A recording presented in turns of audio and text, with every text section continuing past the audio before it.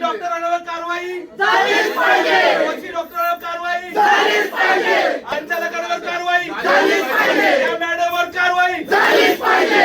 कोण म्हणते होत नाही, असं कसं होत नाही? आमच्या आया बहिणींचा जीव घेणाऱ्या हॉस्पिटल प्रशासनाचा तुला 3:30 वाजता कायदा दिसला नाही का? तुला सांगितलं ना शासनाने पहिला उपचार कर, तुला पैसे भेटतील. बरोबर का चुकीचं आहे? मग तू काय केलं? पैसे भरा म्हटला त्या डॉक्टरला हाताशी धरून आणि मग तू बाकीच्या गोष्टी केल्या की नाही?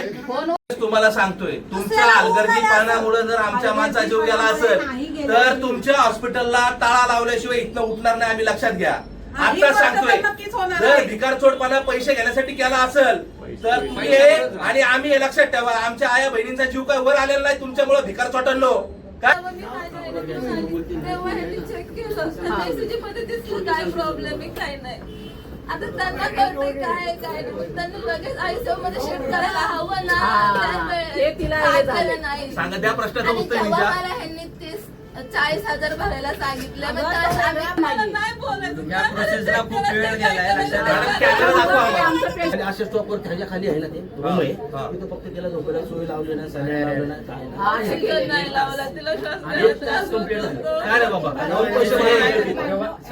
तुला नागडा करून मारेल ते भिकार चोट.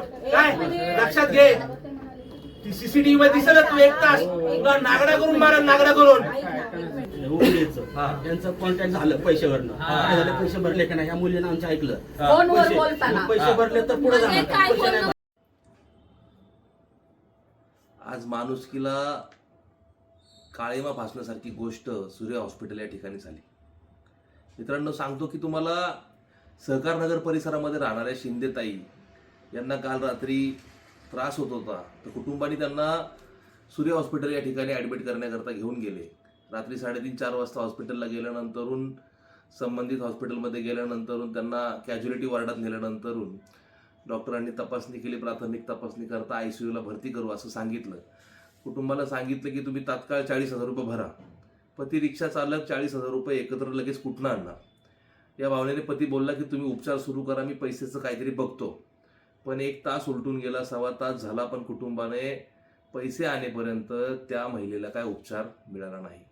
सदर महिलेला उपचार मिळाला नसल्यामुळे तिचा जागीच मृत्यू झाला आणि त्या मृत्यूला दोषी असणारं हे सूर्य हॉस्पिटल प्रशासन यांच्यावरती कठोर कारवाई करा याच्याकरता आज आम्ही सर्व भागातील नागरिक, त्याचबरोबर पीडितांचं कुटुंब व राष्ट्रवादी काँग्रेस पार्टीचे काही कार्यकर्ते तिथं जाऊन आम्ही गुन्हा दाखल करण्याकरता कसबापेठ पोलीस चौकीला वरिष्ठ पोलीस निरीक्षक देशमाने साहेब यांच्याकडे तक्रार केली. हे करताना अक्षरशः कुटुंबाला आंदोलन करावं लागलं. तिथं आज कुटुंबाच्या वतीने आम्ही तिथं आंदोलन देखील केलं. अक्षरशः डॉक्टर त्यांची शपथ विसरलेले आहेत की आपण काय केलं पाहिजे, पेशंट बरोबर कसं केलं पाहिजे. जर का त्या कुटुंबाला न्याय मिळाला नाही तर येणाऱ्या काळामध्ये राष्ट्रवादी युवक काँग्रेसच्या तर्फे मोठं आंदोलन छेडण्यात येईल. याची दक्षता प्रशासनाने घेतली पाहिजे.